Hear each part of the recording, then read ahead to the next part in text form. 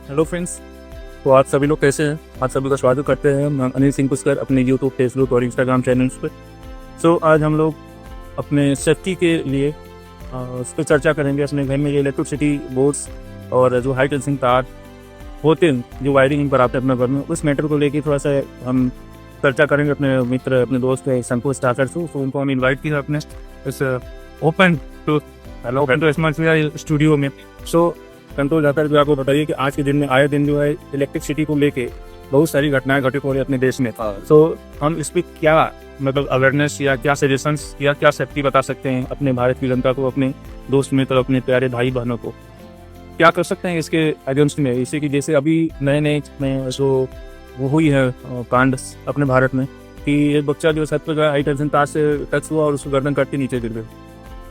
और एक बार एक बच्चा गया अपने घर में कूलर ऑन करने के लिए, सिर्फ ऑन किया और वहीं पर चिपकते रह गया। और उसके दादा भी गए उसको बचाने के लिए, तो उसके दादा भी इसी के साथ चिपक के रह गए। तो क्या दिखाइए, मतलब हम लोग क्या कर रहे हैं अपने घर में? और सबसे बड़ी प्रॉब्लम ये आ रही है कि जो हमारे युवा पीढ़ी हो, जो बाहर शहर में जाकर कमाने खाने के लिए अपने पेट भरने के लिए जा रहे हैं, तो उनके लिए क्या सेफ्टी रहना चाहिए? और जिसके मकान में वो लोग रहते हैं उस मकान मालिक का रिस्पॉन्सिबिलिटी होनी चाहिए, जिम्मेवारियाँ क्या होनी चाहिए? सिर्फ मकान बना देना, उसको किराए पे लगा देना, ये तो अपनी जिम्मेवारी है नहीं। फिर पैसा लेना, पैसा ले रहे हो तो आप इसको सेफ्टी भी दो को वैसा नहीं। इस मैटर पे आप क्या कहना चाहेंगे कि क्या करना चाहिए मकान मालिक को, क्या करना चाहिए किराएदार को? अभी तो क्या है सर, बच्चों को लेकर तो पूरी माता पिताओं की लापरवाही है। अगर अपन रेंट से रह रहे हैं तो मकान मालिक की गलती है, क्योंकि कुछ पैसे बचाने के लिए कई मकान मालिक क्या करते हैं, एक अर्थ ग्राउंड होता है पूरा मेन मकान का, एक अपन ग्राउंड करते हैं, उसमें एक अलग से वायर डलता है। वो वायर का पैसा बचाने के लिए कई मकान उसको बाईपास कर देते हैं मकान मालिक। हमें एमसीबी भी आती है, हाई क्वालिटीज की आती है, उसमें लॉक पर लगा देते हो, थोड़ा बहुत पैसा बन जाएगा। इस लापरवाही का नतीजा होता है कि कभी अगर शॉर्ट सर्किट होता है तो वो ना तो अपनी एमसीबी तरफ हो रहा है ना अर्थ ग्राउंड जा पा रहा है, जिसमें बच्चों को मौत का सामना करना पड़ रहा है। बच्चे बड़े बूढ़े सब आ जा रहे हैं उस सर्किट में। अच्छा, अब ये जो अपना जो भूस्वामी होते हैं, जिनकी छत पे, जिनकी जमीन के ऊपर से हाई टेंशन तारे जाती हैं, और गवर्नमेंट भाई उसमें खाली था जगह, उसने ले गया, वो ले गया। तो अब उसके बाद अब आप सालों बाद वहाँ पे जाके अपना घर मकान बना रहा है, तो उस जमीन पे मकान बनाने से पहले आपका क्या सेफ्टी प्रिकॉशंस होना चाहिए कि हमारे जो छत की हाइट है, हमारे घर की जो हाइट है इस तार तक पहुंचेगी, तो क्या हम सेफ हैं?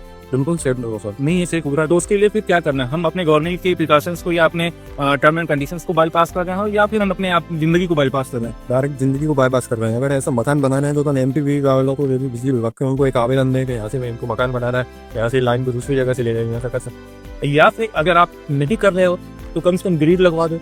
हाँ, चारों तरफ प्रोटेक्शन कराओ, ग्रिड लगाओ जाली का, ताकि इस तार तक कोई पहुंच ना पाए। प्लास्टिक का कुछ ना कुछ कवर लगाओ, आप लगा सकते हो वायरिंग है ना। अब उतना खर्चा करो, या तो फिर आप गवर्नमेंट के जो पॉलिसीज है, जो नियम है, टर्म एंड कंडीशन, उसके फॉलो करें।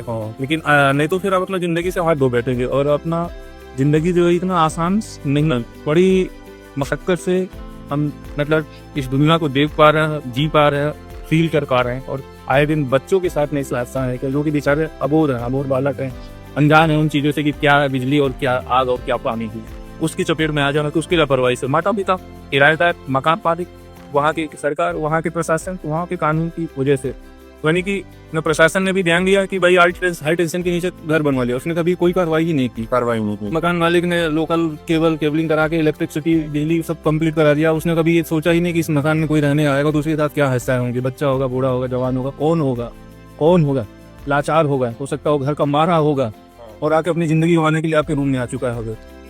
तो प्लीज़ मकान मालिकों से भी मेरा यही रिक्वेस्ट रहेगा कि आप सभी मकान किराए पे जरूर देते हो, लेकिन आप अपने किराएदार के लिए क्या कर रहे हैं उसके बारे में जरूर सोचें। पैसा ही सब कुछ नहीं है, पैसा तो आपको दिया ही जा रहा है, किराएदार तो दे ही रहे हैं, लेकिन आप उसके लिए क्या कर रहे हैं? सेफ्टी से रिलेटेड छतों पे अंडरलिंग है ना, उसके बाद घरों में इलेक्ट्रिसिटी का जो वायरिंग, दूसरा उसके बाद तो पानी के लिए आप आईविन हेल्थ इशू आ रहा है, स्टोन्स पे इशूज आ रहा है, तो आप पानी कैसा दे रहे हैं इनको? कैसा मतलब उनका सप्लाई है, नगर निगम का है, बोर का है, वो कैसा पानी है?